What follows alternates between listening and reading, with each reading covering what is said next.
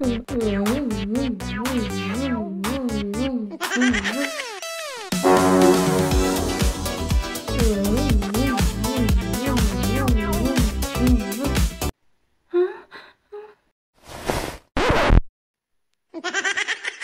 sorry, Be. Mangungutang lang sana ako ng... At saka nga pala ng... pakidagdagan mo na rin ng 2. Ay, kabisado mo na talaga, Be. Ang galing at ang bilis, ha? Perfect! Ay, opo, tita. Ganyan din po sana kayo kabilis magbayad, no?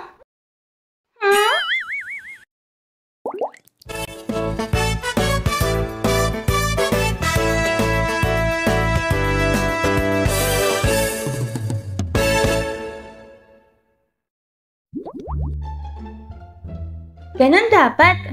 Kung gaano kabilis mangutang, ganon din dapat kabilis magbayad. Kung ano yung petsa na sinabi mong babayaran mo, abay, totohanin mo yun ah. May iba pa nga kaming siningil nun. Aba, parang kami pa yung may kasalanan. Tita, nandyan po ba kayo? Tao po.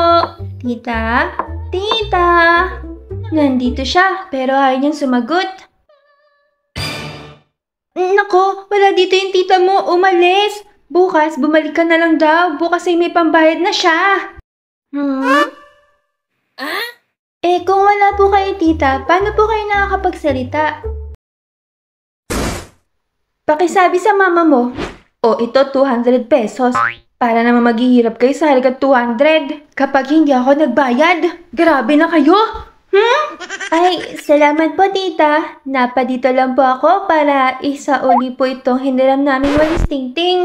Salamat daw po, sabi ni mama. At salamat din po at nakapagbayad na po kayo ng utang.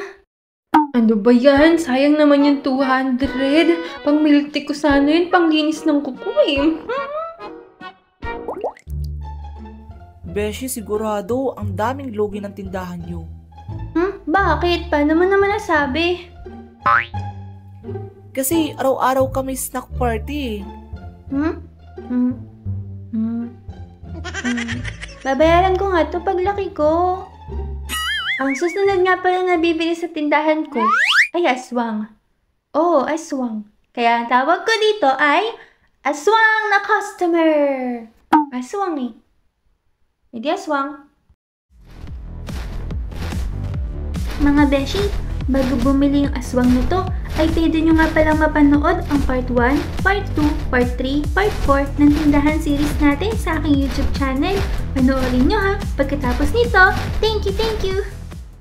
Uy, may bata. Pakagat. Wow! Ang astig ng costume mo, kuya. Parang totoo. Pwede pakagat? Gugutom na ako eh. Wow naman! Bigay na bigay sa roll si kuya, oh! Totoong aswang ako. At nagugutom na ako. Kaya kakainin na kita. De, joke, wag na lang. Meron ba kayong mga garapon dyan? Paglalagyan ko lang. Wala na kasi ako mapaglagyan eh. Bakit? Anong gagawin mo? Lalagyan mo ng mga laman loob, no? Ano pa nga ba? Oh, ito! Sa'yo na lahat ng garapon namin. Umalis ka na dito. Wala kang kakainin dito.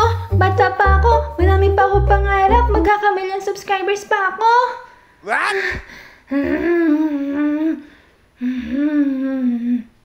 Kayo ba mga beshi? Anong gagawin nyo kapag may bumili sa inyong aswang? O kaya may tumatakot sa inyo ng sobra? Siguro kapag nangyari sa akin yun, tatakbo na lang ako. Kaso, baka maabutan lang niya ako, kaya lalaban na lang ako. Charot! Buti na lang yung zombie ditong laging dumadaan, hindi nangangagat. Speaking of the zombie, ayan siya!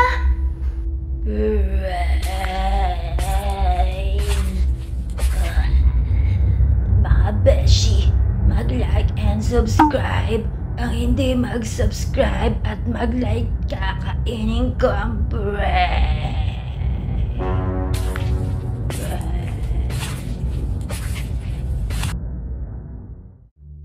Paano mga beshi kung hindi nga aswang o zombie yung bumili? Pero mukha namang aswang.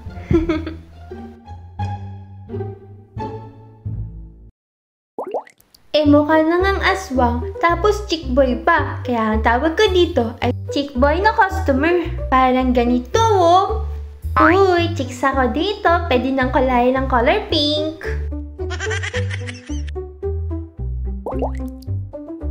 Pagbilan po! Ay, aswang! Ay, sorry Tipaklong. Akala ko aswang. Grabe ka naman!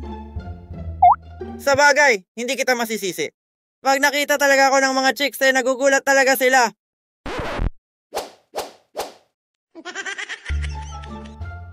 Akala mo aswang, no? Aljura Brene ka pala.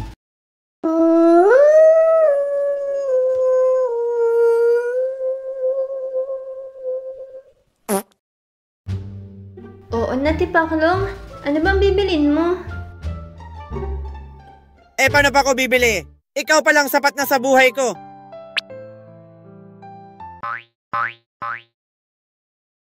Kuyang pangit! Tapos na po ba kayo bumili? Ako na po ang bibili. Huwag na po kayo maligaw dyan kay Ate Selly. Hindi po yan pumapatol sa pangit. Sandali lang! Nangliligaw pa ako eh! Baka ito na ang panahon para magka-girlfriend ako eh! Ang sapat tong si Kuya, pangit naman.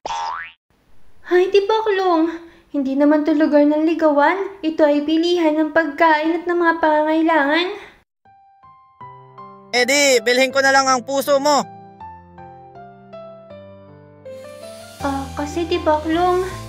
Pasensya na Tipaklong. Pero, hindi ako pumapatol sa pangit. Busted na naman!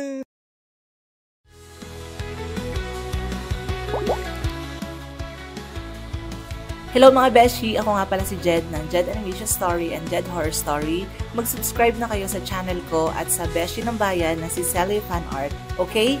Yun lang. Salamat sa collab, Selly! Goodbye!